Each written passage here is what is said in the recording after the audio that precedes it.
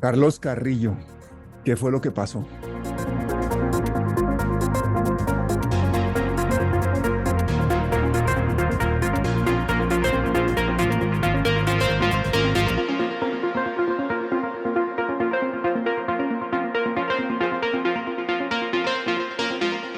Las elecciones de ayer son un golpe muy duro para el progresismo, para el pacto histórico, para el presidente, y esto hay que evaluarlo con cabeza fría. Estamos aún en caliente, ¿no? El punto de la discusión hoy es que hubo un voto del triunfo de la desinformación, del triunfo de los medios hegemónicos, del triunfo de los gremios, del triunfo de las derechas, y pues ese triunfo también es producto de nuestros errores, de nuestra incapacidad de concretar eh, pues ciertas banderas que creo que el país busca, pero que otros han logrado suplantar.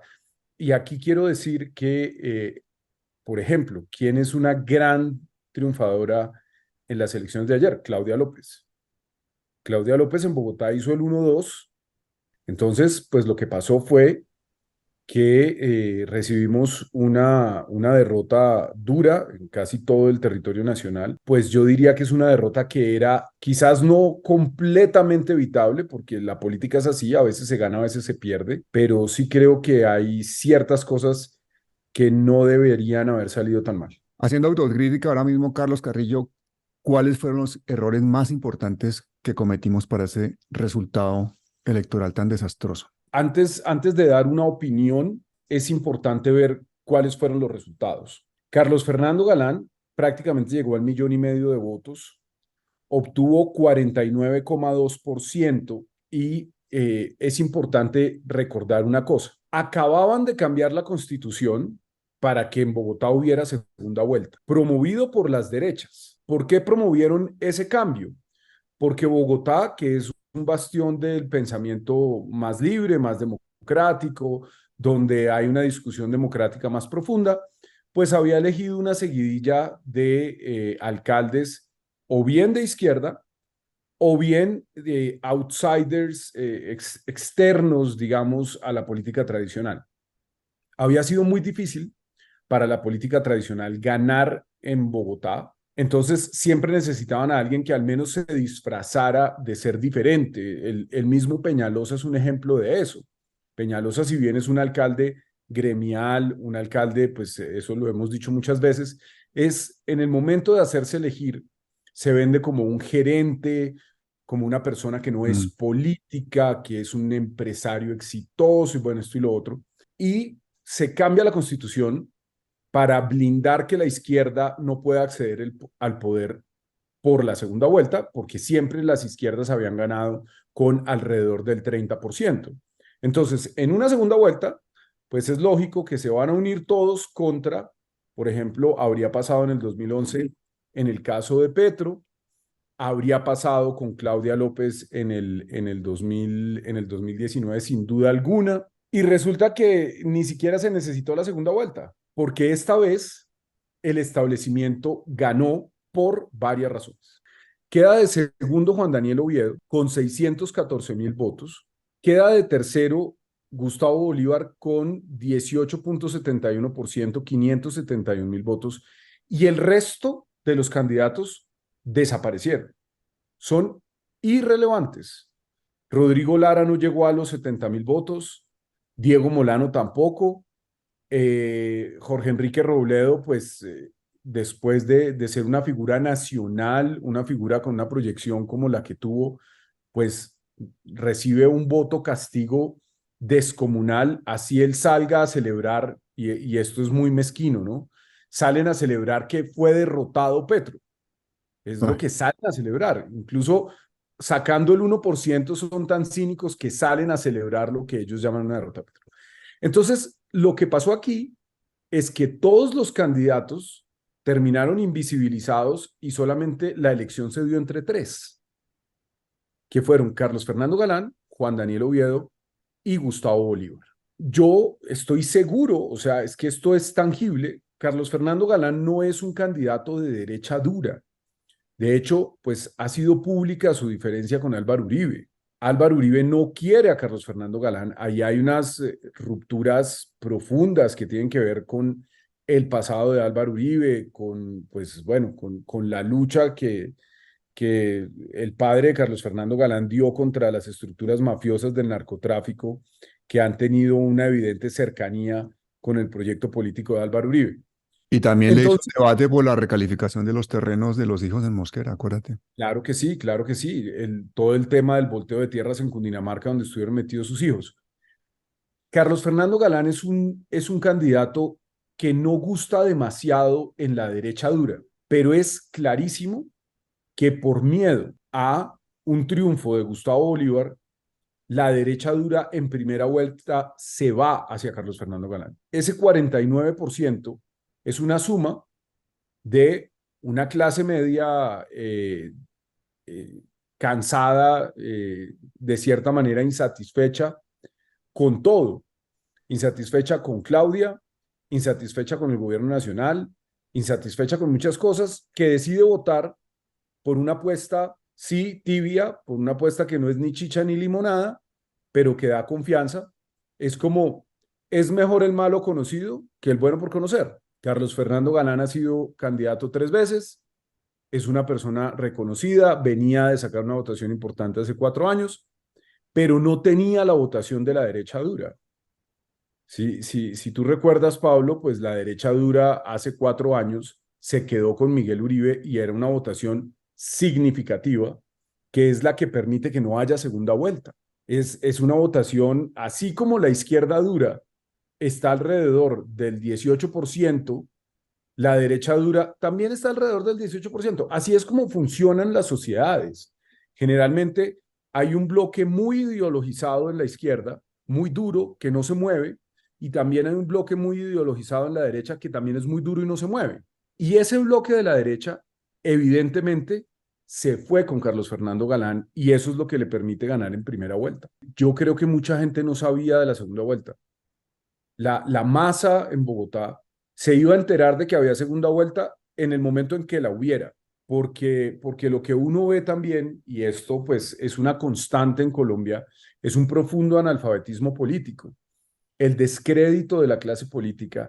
La gente tiende a sentir repulsión por la política, la gente no lee los periódicos, eh, muchas personas pues simplemente se quedan con algún corte del noticiero, pero por ejemplo hay unas generaciones nuevas, hay unas personas muy jóvenes que ni siquiera ven el noticiero, que no escuchan radio, que pues que también al no tener esta cultura política, pues pueden llegar a dejarse un poco enredar por propuestas como la de Juan Daniel Oviedo, que yo creo recogió votos del progresismo a pesar de ser el candidato del uribismo.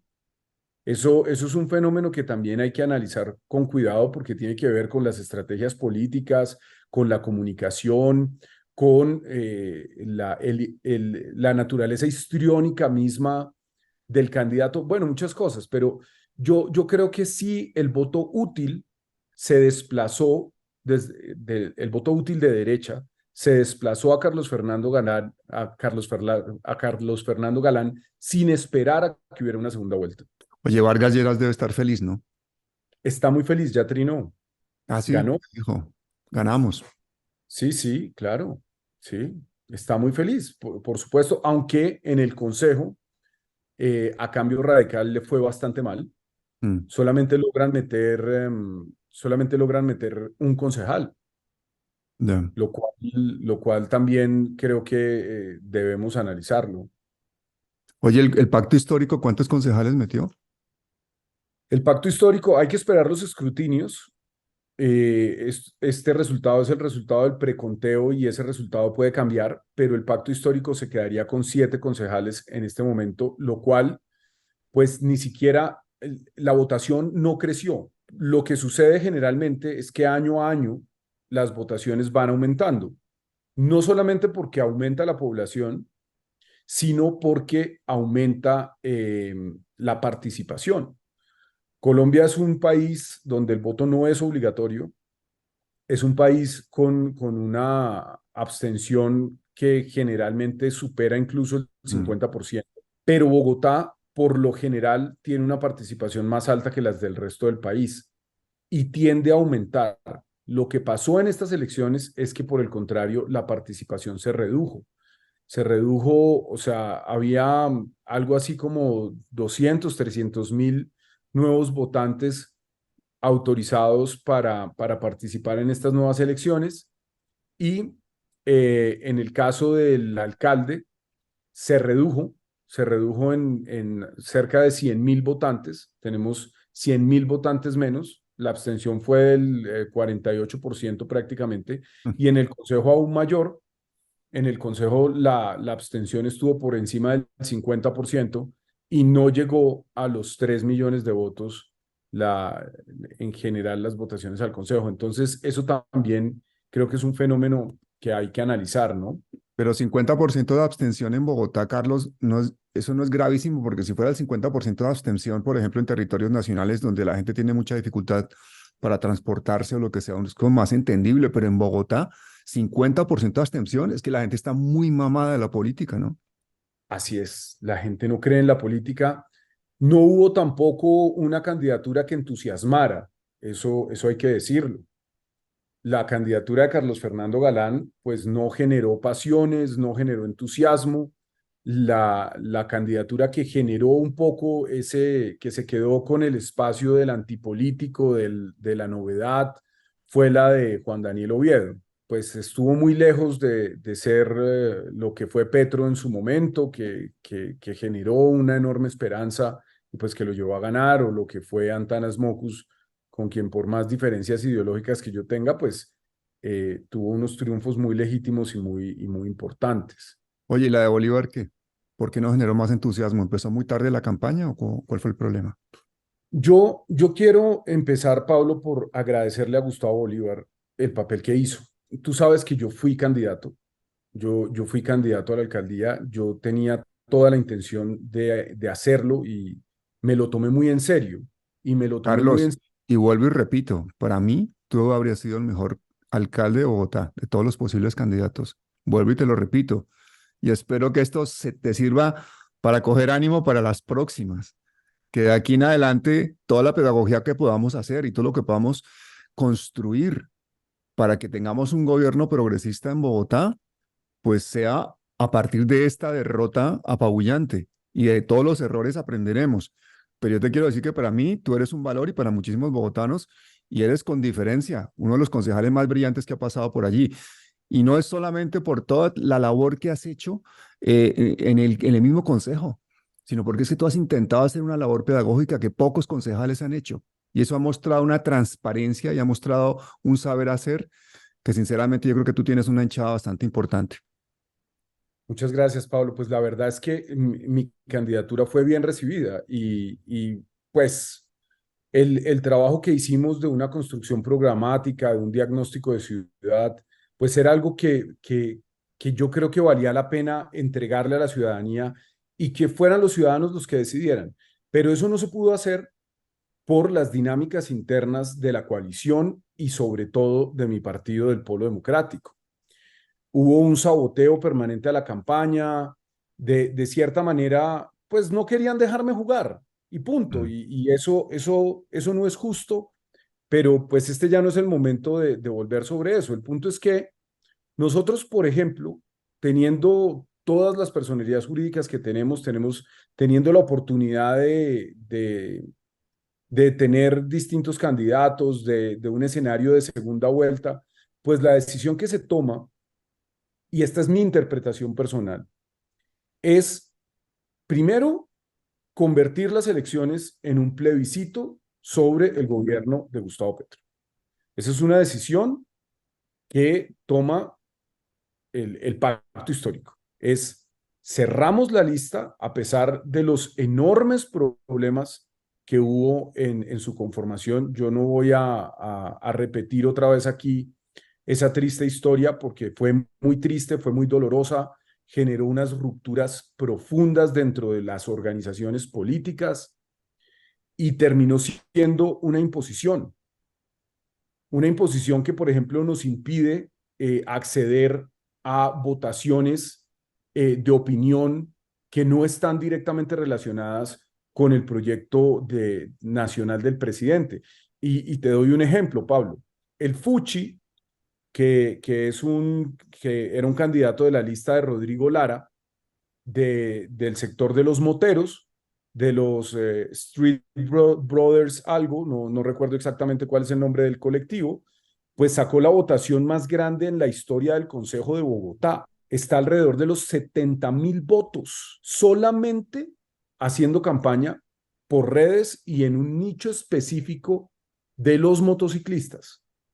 Entonces, una cuenta de más de 200.000 seguidores en Instagram, una cuenta de más de 200.000 seguidores en Facebook, hace una campaña clara diciendo estos huecos nos afectan, las fotomultas nos afectan, están persiguiendo a los motociclistas.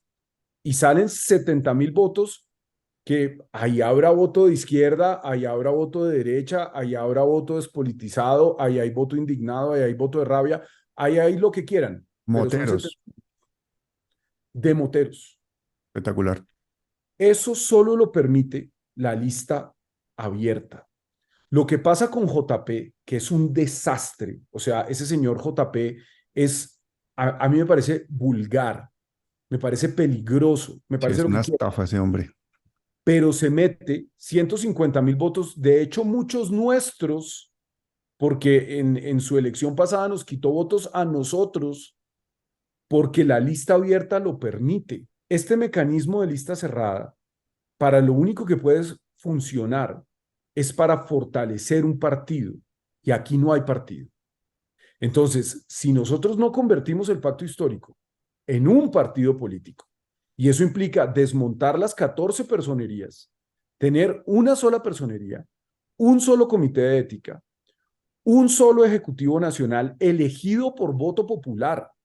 Es que aquí no puede ser que el amigo de o que el que muñequea más o que el que más conspira y el que más lleva y trae y el que más es el que mande. Eso no puede ser así, eso no es democrático. Pero Carlos, Entonces, ¿esa lista cerrada fue una imposición de Petro? pues la lista cerrada en general ha sido una bandera del presidente Petro desde antes de ser presidente. Hace 4 años, esto sucedió en el Consejo de Bogotá. A último momento se cerró la lista de Petro. En ese momento el pueblo estaba solo. Y hay que decirlo con toda claridad. Son 14 partidos los que hoy integran el pacto histórico. Ese panorama del progresismo y de la izquierda hoy tiene 14 personerías jurídicas que no fueron capaces sumadas de tener los votos que tuvimos hace 4 años. Porque la lista Colombia Humana UP Maíz obtuvo 3 concejales, porque en el reconteo Susana lamentablemente pierde su curul, y el Polo Democrático solo en ese momento, solo y muy caído, porque ya para entonces, hace 4 años, el Polo ya estaba en cuidados intensivos, obtuvo 4 concejales. Entonces, hoy lo que tenemos es lo mismo, pero con una votación menor y sin la legitimidad de haber obtenido unos votos propios. Eso importa, Pablo.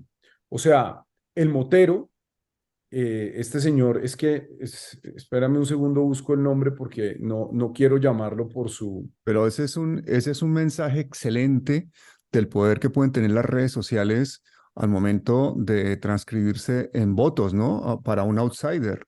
Un Sin mensaje que duda tenemos que alguna. tener. Yo le insistí muchísimo a Gustavo Bolívar que se pusiera en contacto con los youtubers populares que viven en el centro y en el sur de Bogotá.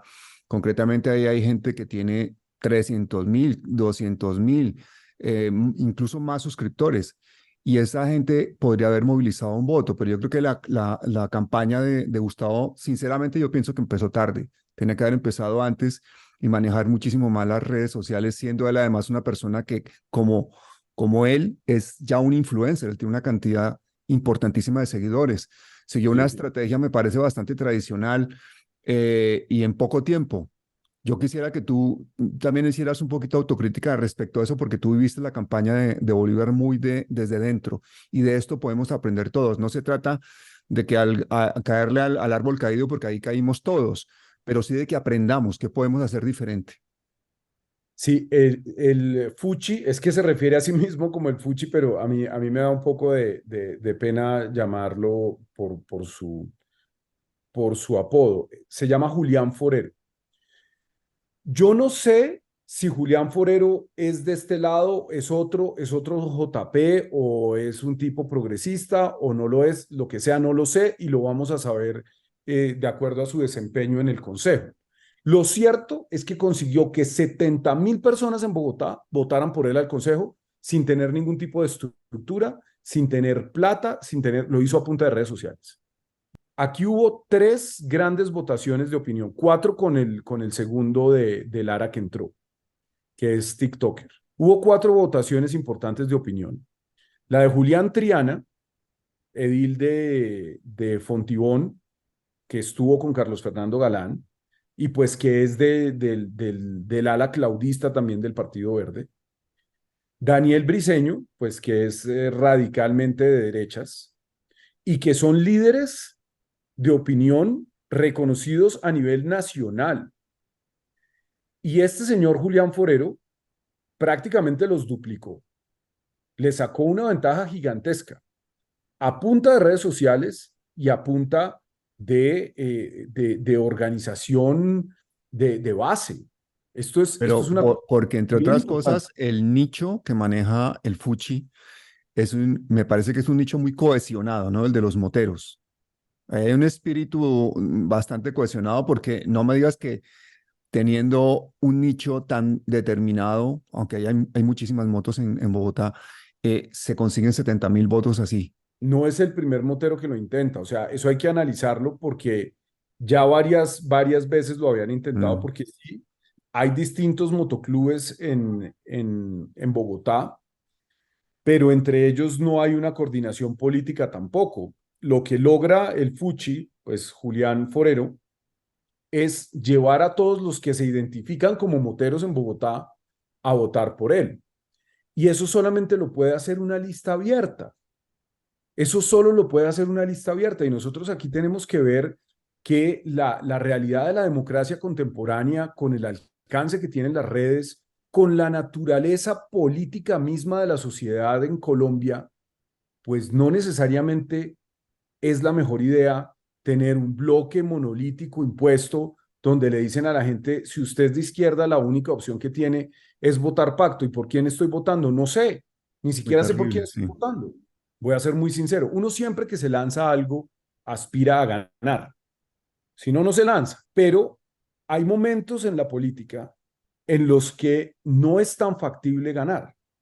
Y hay momentos en la política en los que uno piensa de forma estratégica y dice, esto quizás es momento de un retiro, de un repliegue táctico, ¿cierto? Porque la política, nos guste o no, y esto puede sonar feo, pero la política es una guerra incruenta, eso es la democracia. La democracia sí es una guerra donde las cosas se solucionan sin disparar armas, sin matar, debería ser así, pues no en Colombia, pero Mm. la política debe ser eso. Y hay momentos en las batallas en los que si uno no tiene la fuerza, tiene que replegarse. Y hace 6, 7 meses, cuando empezó a decantarse el escenario a la alcaldía de Bogotá, yo veía muy difícil, pero muy difícil, que la izquierda pudiera ganar. Y sin embargo, pues me embarqué en una campaña para la alcaldía con la esperanza de ganar, por supuesto, pero consciente de que si no ganaba, pues podía hacer la resistencia. Podría haber seguido en el Consejo con voz, voto y dándole una oposición dura a Carlos Fernando Galán, que pintaba de lejos como el más posible ganador. Hoy no vamos a tener una oposición dura en el Consejo y en esto voy a ser muy sincero. ¿Por qué no la vamos a tener? Dentro de la lista pacto entró gente valiosa con capacidad de trabajo y con méritos, y los reconozco y los felicito. La concejal Heidi Sánchez, la concejal Ana Teresa Bernal, el concejal José Cuesta, Kena Rivadeneira, pero ¿cuántos son? Son 4. Yo, y lo digo, a unos no los conozco, a otros sí, y porque los conozco es que les digo que aquí muchos van a apostarle a la política tradicional de siempre. Uno de esos casos es la hija de Dusan. Pero sin duda alguna, pero sin duda alguna, el polo Entre otras democrático es un cosas, es parte de la trama que ha conseguido que tú termines fuera del consejo. claro, pero es que el polo democrático opera en las lógicas de la política tradicional. Es que vean lo que pasó con Claudia López. Es que no solamente le hicieron campaña a Claudia López, sino que hicieron parte de su gobierno. Y Mm. Claudia López es peor que Carlos Fernando Galán. Claudia López ideológicamente está más a la derecha que Galán.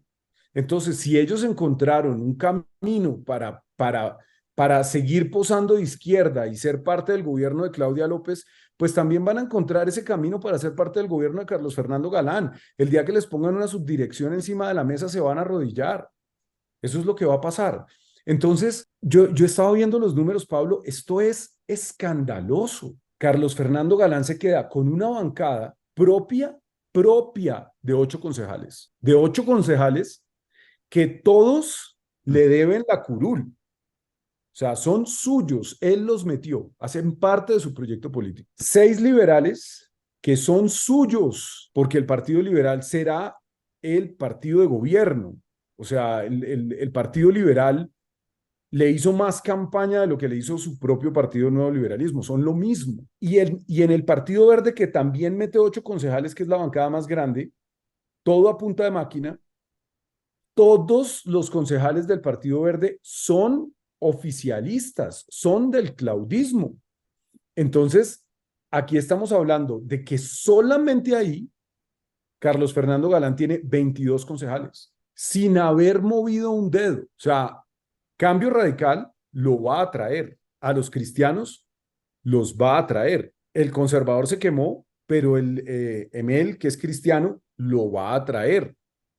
O sea, estamos hablando aquí que la única posible oposición a Carlos Fernando Galán serían los 7 concejales del pacto histórico, y yo creo que por lo menos los del Polo no van a ser oposición, porque operan en la lógica de la política tradicional. Entonces, la va a tener muy dura. Pero todos, sin excepción los del Polo, ¿tú crees que van a operar Pues a yo no favor de tengo él? ninguna fe por el Polo como partido, y te lo digo porque lo conozco de adentro. Oye, ¿y Pero tú vas a además, seguir en el Polo? Porque esa relación amor-odio del Polo y como te han tratado a ti, ¿tú vas a seguir en el Polo? yo francamente creo que para mí ya no hay espacio en ese partido, pero pues digamos que también tengo que discutirlo con las personas que están cerca mío dentro del partido. Yo no quisiera irme solo. O sea, yo creo que si yo me voy, ahí le pediría a personas cercanas a mí que me acompañaran, que nos fuéramos juntos. Y eso no es tan fácil porque hay una pertenencia del partido de muchas personas que es dura, y eso es como un divorcio, Pablo. Eso no es ¿Es algo como tan salirse de simple. una mafia más o menos o no? Pues es que para meterte en una mafia tú tienes que aceptar los códigos de la mafia, y yo no los he aceptado nunca. Entonces ahí hay una diferencia. Pero el punto al que voy es a que, a diferencia del señor de las motos, que obtiene 70.000 votos, del TikToker de la lista de Mm. Lara, que también obtiene una votación bien importante y que pues me parece un tipo interesante. A diferencia de Julián Triana, también TikToker, que obtiene una votación muy significativa, la lista del pacto histórico va a tener que cargar con la realidad de no haberse medido, que ya sucede en el Congreso, y lo vemos todo el tiempo. O sea, vemos en la discusión a Jubinao, a Jennifer Pedraza, a Miranda, diciéndole a los congresistas del pacto: pero pues ustedes que vienen a hablar aquí si ustedes les regalaron la curul, Mm. ustedes tienen votos propios, ustedes no se midieron, ustedes no son legítimos. Y en el caso de la organización de esta lista, pues la ilegitimidad fue patente. Pasaron por encima de las juventudes de los partidos, pues, con excepción de la Unión Patriótica que resuelve, ellos sí la ropa sucia la lavan en casa, pero con excepción del Partido Comunista, pues todos los demás partidos sí salieron muy golpeados y muy divididos por la absoluta torpeza con la que se armó esa lista. Entonces va a ser muy difícil para esas 3 o 4 golondrinas que van a hacer oposición en el Consejo realmente tener capacidad de impacto. Yo creo que también aquí pues habrá una voz pública muy importante, por ejemplo, para la concejal Heidi Sánchez, que tendrá que asumir el rol de ser la líder líder de de la la oposición oposición. del Consejo, y eso muy probablemente pues le abrirá un espacio importante en los medios de comunicación, pero no va a ser fácil la tarea de hacerle oposición a Carlos Fernando Galán. Y otra razón por la que no va a ser fácil hacerle oposición a Carlos Fernando Galán es por su tibieza, es por Claro, no su hay por dónde tibieza. cogerlo, ¿no? No, pues es un político bien portado, de buenas formas, que seguramente va a conceder en ciertas cosas a sus contradictores para blindarse a sí mismo. Así que yo creo que va a ser una oposición muy dura. Y aquí, pues, quienes más ganan, son esos sectores de los grandes capitales que se quedaron con todo. Se Claro, quedaron porque con esos Vía, sectores tienen quedaron la con el política de los hechos consumados y un tipo que es un tibio servil a estas maquinarias, pues es el hombre perfecto, ¿no? Por una parte mantiene contenida a la oposición de alguna manera, pero por otra parte es totalmente útil a los propósitos neoliberales de toda esta gente que está manejando el gran capital en Bogotá y en la Sabana. Esta situación yo creo que te digo que no solamente es una derrota política, también me parece que es una derrota para el activismo progresista importantísima, para los comunicadores, para todos los que de alguna forma hemos estado intentando remar, porque pensábamos que teníamos un poder de convocatoria mayor y no lo tenemos. Nuestra irrelevancia está ahí, patente, están los resultados. Entonces, pongámonos en la mano en el pecho, veamos qué fue lo que hicimos mal. Vuelvo y te hago la pregunta, y esta vez quiero que me la contestes de forma directa. ¿Cuáles fueron los errores en la campaña de Bolívar? ¿Entró tarde? ¿No entró bien? ¿Qué fue lo que pasó? ¿Qué podemos mejorar? Yo creo que sí entró tarde la campaña. Digamos que cuando uno tiene un candidato que tiene un nivel de conocimiento tan alto, porque pues todo el mundo conoce a Gustavo, todo el mundo lo conoce. Eso es una ventaja, pero a la vez puede ser una desventaja, porque también hay unas posturas sobre ese candidato que están muy afianzadas en el imaginario colectivo. Nosotros eso lo sabíamos, o sea, eso no era un secreto para nadie. Por Mm. ejemplo, el tema del rechazo de esto de la primera línea, más allá de que sea o no cierto, yo considero que no es cierto. O sea, el relato que crearon los medios y la derecha sobre los jóvenes de la primera línea y sobre un montón de cosas que pasaron en el estallido social, el relato es falso, pero el relato está ahí. Entonces, había que invertir un esfuerzo importante de tiempo y de trabajo en desmantelar ese relato. Eso fue un error. Gustavo Bolívar tenía que haber empezado por tomar distancia de eso para bajar sus niveles de desaprobación, que eran altos. La imagen negativa de Gustavo era alta y eso Mm. había que combatirlo y para eso se necesitaba tiempo, para eso se necesitaba una estrategia clara, para eso se necesitaba, por ejemplo, invertir más tiempo en acompañar a esas comunidades que se sentían agredidas, que se habían sentido pues atacadas y victimizadas por el conflicto que se dio ahí Mm. entre la Juventud Popular y la fuerza pública, porque sí hubo unos daños colaterales, o sea, es lo que pasa en una guerra. Ahí hubo una confrontación que duró meses, meses en los que llegaba el SMAT, le sacaba los ojos a los muchachos, pero además reventaba los vidrios y los gases lacrimógenos de la comunidad. Y mató decenas. asesinó a decenas de chinos. Así es. Es que eso es Asesinó, una realidad tan terrible que a mí me parece insultante incluso para las familias que nos estén oyendo en este momento, familiares de jóvenes que fueron asesinados en las protestas sociales o que fueron mutilados o agredidos. Me parece incluso una ofensa un insulto, tener que defender que Gustavo Bolívar les consiguió máscaras y escudos a unos con una vaqui que organizó y todo hasta último momento tener que seguirlo argumentando. Y en los mismos debates le hacían la pregunta y por eso él en algún momento incluso se enfureció, ¿no? Pero diga, por favor, vamos a seguir sí, con esto. Es que el relato se queda implantado de tal manera que yo creo que el tiempo precisamente que se necesita para desmontar un relato de esos, para poner un contrarrelato y para salir adelante con una opinión pública es mucho más largo y es una cosa sí, mucho más elaborada, mucho más masiva. Ahí el desembarco a través de redes sociales con influencers importantes populares habría sido clave, pero no en los últimos 3 meses, en los últimos 12 meses, en los últimos 9 meses. No, ahí donde yo creo que hubo un fallo de comunicación, sí.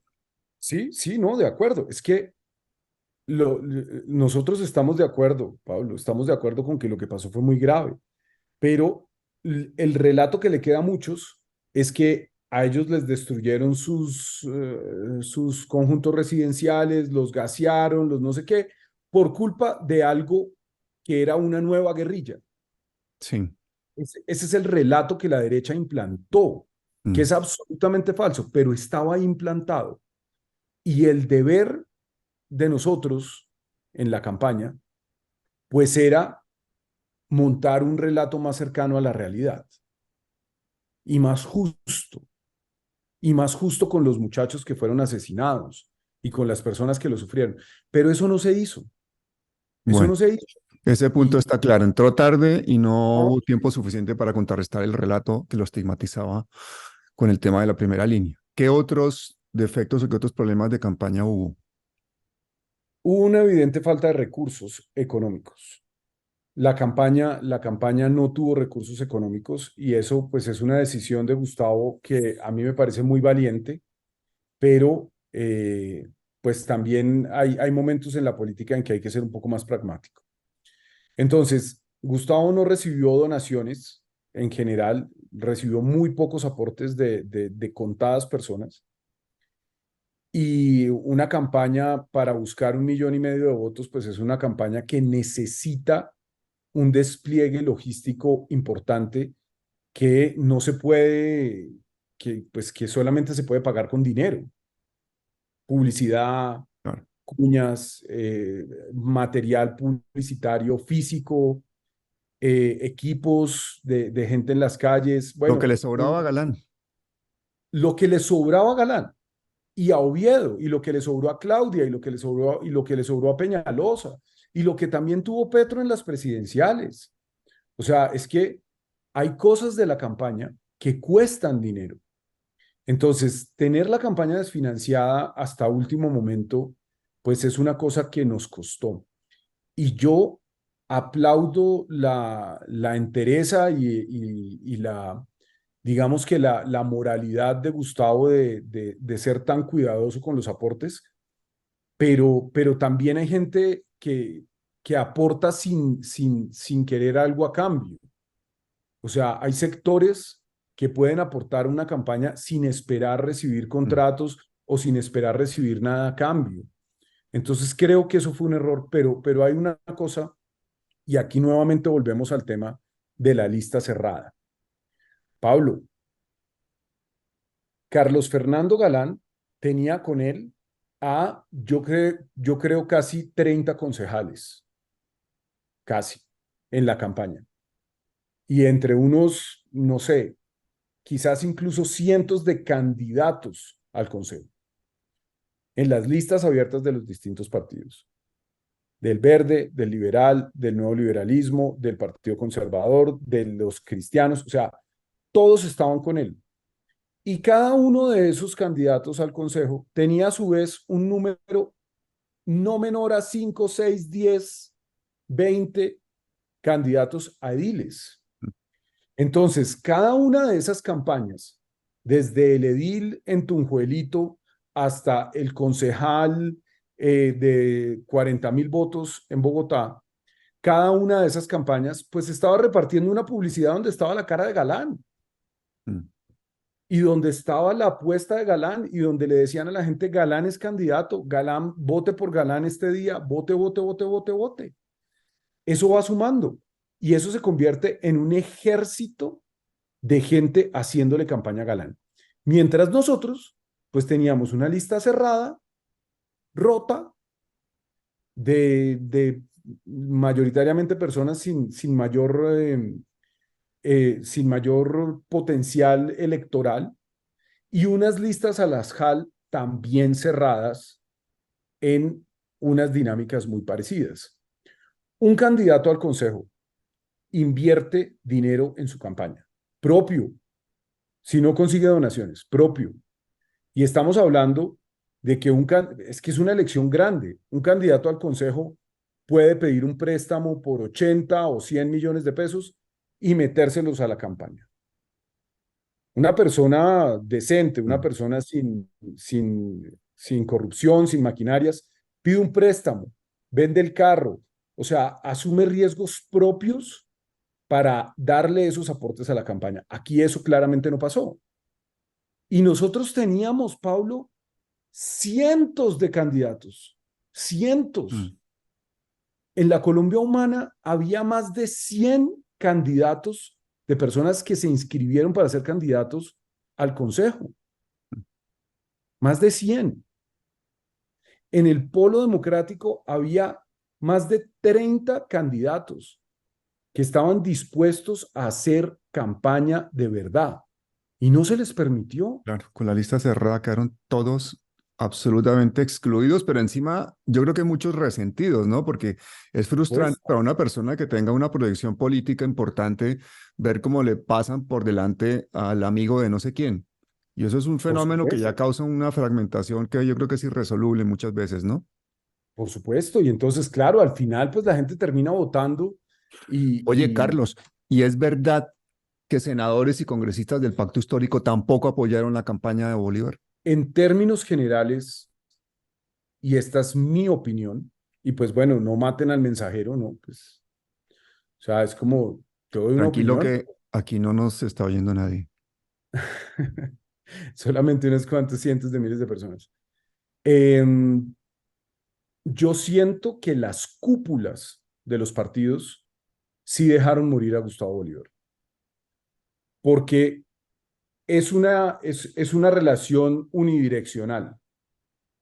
Los que hoy son concejales del Pacto Histórico le deben esa curul a Gustavo Petro y a Gustavo Bolívar. Esa curul se la deben a los Gustavos. Y Gustavo Bolívar, como candidato a la alcaldía, arrastró la locomotora de la lista, porque la lista hizo bastante poco. Y lo digo con claridad y yo sé que ahí hay personas a quienes admiro, respeto y quiero, pero esa lista básicamente no hizo campaña, ni por ellos ni por nadie. ¿Estás hablándome que la misma gente que estaba en la lista para el consejo no hizo campaña?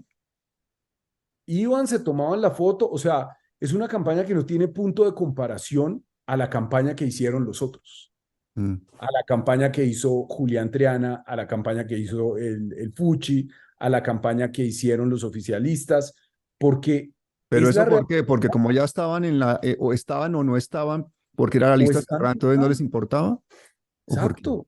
O ya están elegidos y listo, se acabó, o están quemados. Eso siempre pasa. Mm. Entonces, es el pedacito que está en riesgo de quemarse, el que hace campaña, el que se pone la Sí. 10. Pero eso en cuanto a los concejales, No pero te estoy hablando de votó. los senadores y de los congresistas del Pacto Histórico, que es que a mí un pajarito me dijo que el apoyo había sido mínimo hacia Gustavo Bolívar y ellos Pasa lo mismo. tienen los Pasa lo medios mismo. para apoyarlo, ¿no? Sí, pasa lo mismo. Pasa exactamente lo mismo. Entonces, es como nosotros le hacemos campaña a la marca Pacto, ya la cúpula, y cuando hablo de las cúpulas de los partidos, pues los congresistas también mayoritariamente hacen parte de esas cúpulas de los partidos. Ellos fueron los que tomaron las decisiones. Muchos no pudieron tampoco incluir a sus candidatos. O sea, por ejemplo, nosotros tenemos 7 representantes a la Cámara por el Pacto Histórico en Bogotá. Y de esos 7 representantes a la Cámara, el único representante que tuvo candidato viable, pues fue Becerra de la UP, que se quedaron con la cabeza de lista. De resto, nadie más de la bancada tenía un candidato propio de su sector político ahí. Y entonces uno dice, aquí el relato es que todos le hacemos campaña al pacto, pero la realidad es que todos están buscando los intereses propios de sus pequeños sectores. Ujú, Entonces, pues no tenían ningún interés tampoco en la campaña en Bogotá. claro. Uy, hermano, recapitulando, entonces, entró tarde, no tuvo tiempo para desestigmatizarte y poner relato con el tema de primera línea, no hubo financiación suficiente. Los mismos concejales, al ser lista cerrada y la lista cerrada ha sido un cáncer, pues tampoco se interesan en hacer su propia campaña. Los congresistas y senadores, pues también la misma vaina. ¿Y qué decir del momento bajo en el que está el presidente? Porque al fin y al cabo estas elecciones de alcaldía de Bogotá se convirtieron en un referéndum para Petro. ¿Qué me puedes decir de eso? Sí, lo dijo el mismo Gustavo Bolívar. Él dijo, no es lo mismo que se queme Pepito Pérez a que se queme un alfil del presidente. La presencia de Gustavo Bolívar en la campaña endureció los ataques mediáticos y los ataques del establecimiento en su contra por ser él una persona tan cercana al presidente. Eso es evidente.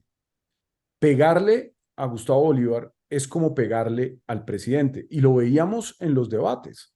O sea, yo creo que Gustavo se equivocó al no ir a algunos debates, sobre todo a los más visibles, al de Caracol, al de Juanpis, en fin, Pero ¿por porque qué no fue? ¿Por qué no fue? no quiso ir. Justamente porque todos los demás, o sea, el debate se convertía en todos contra Bolívar. Mm.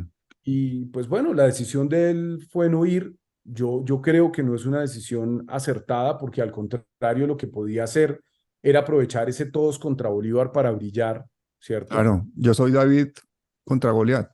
Sí, están todos contra mí, yo soy distinto a todos estos por esto, Mm. por esto, pero digamos que su decisión fue no asistir.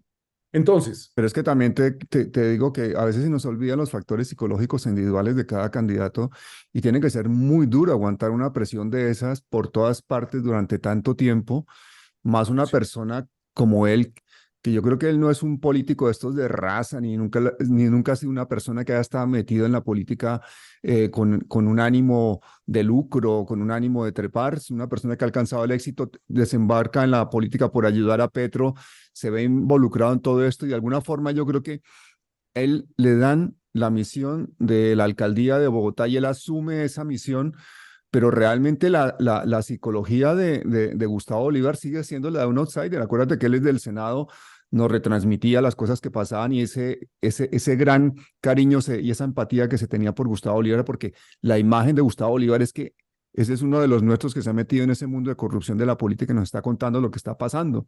Entonces, sí.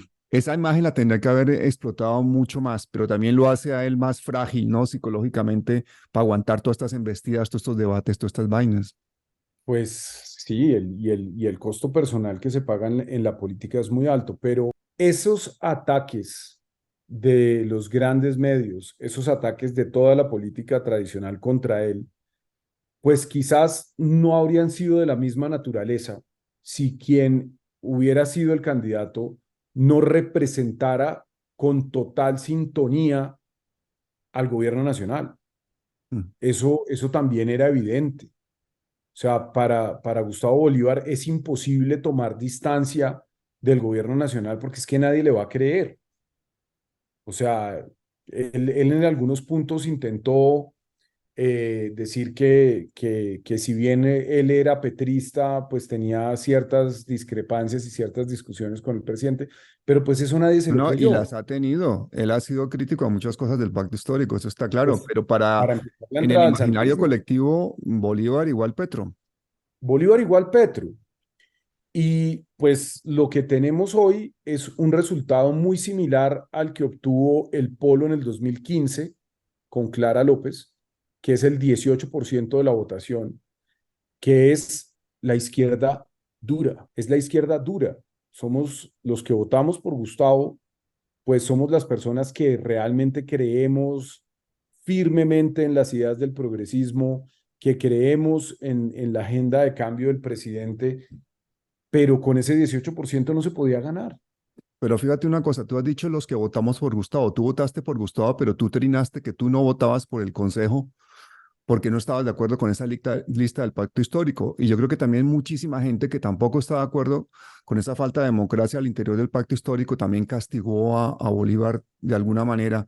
No te digo que todo el mundo, pero yo creo que hay muchísima gente que está desencantada con el proyecto del pacto histórico y eso, más la campaña de miedo, de estigmatización que ha hecho la derecha, pues ha sido la tormenta perfecta para tener este resultado. Sí, estoy de acuerdo. Ahora, ya lo que pasó, pasó.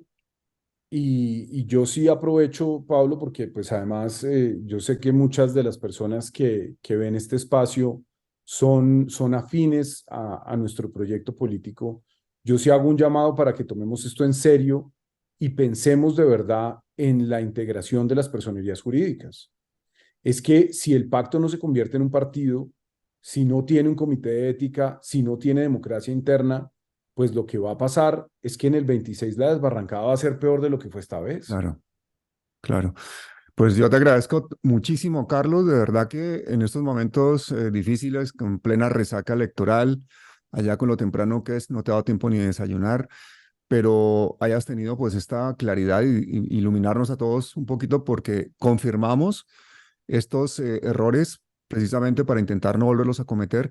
Y segundo, vemos la absoluta necesidad de la democracia interna dentro del pacto histórico porque tenemos que parecernos a lo que decimos que somos e intentar ser, pues, cada día más eso, ¿no? No ser una cosa que es cada día más descafeinada y más parecida a la política tradicional.